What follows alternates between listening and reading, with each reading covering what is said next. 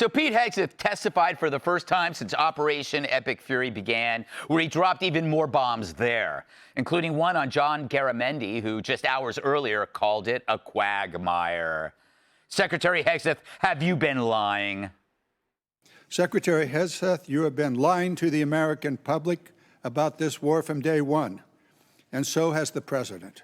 You have misled the public about why we are at war. When I said reckless, feckless, and defeatist of congressional Democrats at the beginning, that came after watching you say the same thing on CNN this morning, a quagmire. My generation served in a quagmire in Iraq and Afghanistan, years and years of nebulous missions and utopian nation building that led us to nothing. The way you stain the troops when you tell them 2 months in, Congressman, you should know better. Shame on you. Nice. All right. It's weird, though. You know, Pete really hates the word quagmire.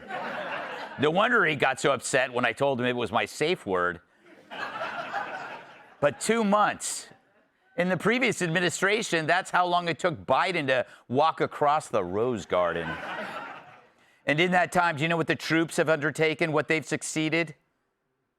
What they've undertaken, what they've succeeded, the success on the battlefield that could create strategic opportunities, the courage of a president to confront a nuclear Iran, and you call it a quagmire, handing propaganda to our enemies? Shame on you for that statement. Don't say I support the troops on one hand, and then a 2-month mission is a quagmire. That's a false equivalation. Who are you cheering for here? And you sit there and go on TV for your clickbait about quagmires. It undermines the mission. Your hatred for President Trump blinds you to the truth of the success of this mission. Yeah. So, who are you cheering for, Congressman? We've erased Iran's military leaders and new capabilities quicker than it takes Kamala to polish off a six-pack. We blockaded the Strait of Hormuz, which Trump says is choking Iran like a stuffed pig, which shows that even after all these years, he still thinks of Rosie O'Donnell. But Dems have a filter which turns every success into hatred for Trump. In fact, they're now asking questions that were once off limits when Sloppy Joe was snail trailing his way around the Oval Office. Do you believe that the president is mentally stable enough? Do you believe that the president is mentally stable enough to be the commander-in-chief? Did you ask the same question of Joe Biden for 4 years? Mr. Secretary, Biden is not the president. He's the sharpest, most insightful commander-in-chief we've had in generations. And you want to compare, you want to ask that question after you and your fellow Democrats defended Joe Biden, who could barely speak and didn't know what day of the week it was? As you know, he governed through an auto pen. He had a Secretary of Defense who went AWOL for a week.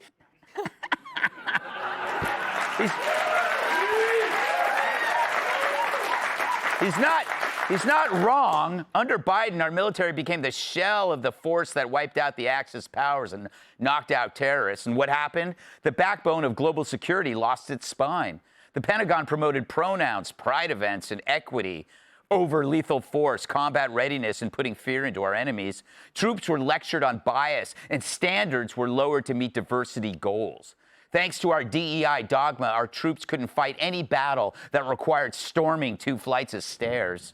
They wanted to let in recruits who thought the Battle of the Bulge meant they get free Ozempic. The result, the Army missed recruiting goals year after year, the worst recruitment crisis in decades. It got so bad they were selling surplus camouflage to The View in the hopes it made them harder to see. But I wonder if any of that's changed. Pete, is there anyone I should talk to? Talk to colonels and majors and staff sergeants and 2-star generals, and you ask them about the environment of our military right now and its capabilities right now compared to under the Biden administration, under Obama. They will tell you it is night and day. And because this War Department allows them to get back to basics, no more distractions, no more debris. It's simple accountability, training, standards, lethality, and they respond to it. Low standards never inspired anyone. Just ask the entire staff of Jesse Watters Primetime. So none of this should come as a surprise to Democrats, because before Pete ever got this job, he told you everything he was going to do. He wrote an entire book about it. In fact, he described his plan on America's premier brain trust for elite military strategy this very show. Take the vaccine mandate, take genderism, DEI, CRT, whatever it is. There's a new phrase called patriot extremism, which you learn about in the book, that the military is using to try to filter out normal, strong men from the ranks of the military. Meritocracy is dropping, standards are dropping, lethality is dropping, and it's social justice, politically correct nonsense. We've got one military. We either keep it and keep it lethal, or we don't have the ability to defend ourselves. Yep. But since the old regime taught the Army to hate America, it made sense to them to make sure that they sucked at fighting.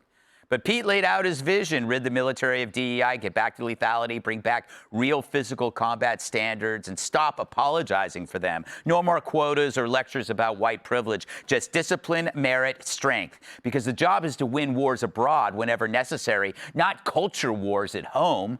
But the real truth, and I say this as one who knows, Pete is the same exact person he was before he took the job, which makes him so terrifying to these bozos. He's an authentic, honest dude who stayed that way in the job, unlike them. No wonder they hate him so much. Let's welcome tonight's guests. Chiropractors are jealous because she's always turning heads. Republican strategist Aaron McGuire. If laughter's the best medicine, he'd work at a hospice. Writer and comedian Joe DeVito. She's like a Cheesecake Factory menu, an inch thick but goes on and on. New York Times bestselling author and Fox News contributor Cat Tips. And when he drops a mic, Mike dies. Former NWA World Champion and host of the Planet Tyrus podcast, Tyrus.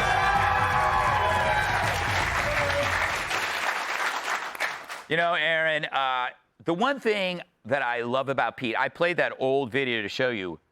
There's zero delta between who he was then and who he is now. And like everybody who works for Trump, they're taught to play offense only. They're never playing defense. Isn't that, it's kind of refreshing. It is, and you would think that Democrats would know that. You would think that they would better prepare for this kind of committee hearing, because this is one of the few chances they will get to have Secretary Hegseth in front of them. And for them, it's all about those clips. It's all about that fundraising and what can I do for that gotcha moment. But to your point about Pete, he has remained the same and consistent in what he has pursued and what he has believed to be the problems. And even with all this footage, all of this tape of Pete, they still couldn't prepare to land a single blow on him. And instead, they got taken to task by the Secretary of the Department of War during active combat. And his entire ethos there was defense of the troops in the country. I find it very hard to be a Democrat who thought that they succeeded in doing anything to undermine the Department of War today. You know, all right. Yeah, okay. You can do it. Joe, you are actually in charge of the Department of Warts. Yes, it was a typo. Yeah, it was a typo. Did you know? Pete? Have you done the shows with him? Yeah. And it was very interesting when people from here started to move into the administration. You know, Pete and Sean Duffy and Judge Janine. And when it happened, my mother called me and said, "Maybe they'll have something for you." So, you know, 25 years as a comic, maybe the Pentagon has an opening for me. But Pete, I love it. And also, even just, you got to admit, the idea of grilling Hegseth, grilled Hegseth sounds delicious. Yes. Where do you start? I know. He the takes thigh? I don't know. Right. You can really smell the mesquite when he takes his shirt off. But he made some excellent points that they really do have some nerve mentioning, you know, do you think Trump is competent? And he brings up Biden. You had a president who was getting vetoed by the Easter Bunny. Yes. That didn't inspire a lot of confidence. So, yeah, this stuff with Iran, I mean, it's very 80s. Yeah. You know, I'm waiting for them to deploy some parachute pants and some break dancers to take care of it. But to say this is a quagmire, we've eliminated their leadership. We've destroyed their Navy. The guy who's in charge now, this mullah, we've burned his face and we've let the world know he's gay and impotent. That doesn't sound like Iran is winning. No. That's got to suck. Like I said, he's got to change his Grindr picture. It doesn't look at all like that anymore. Yeah. Kat, you were saying in the green room that it would have been much better if Pete was doing all of this shirtless.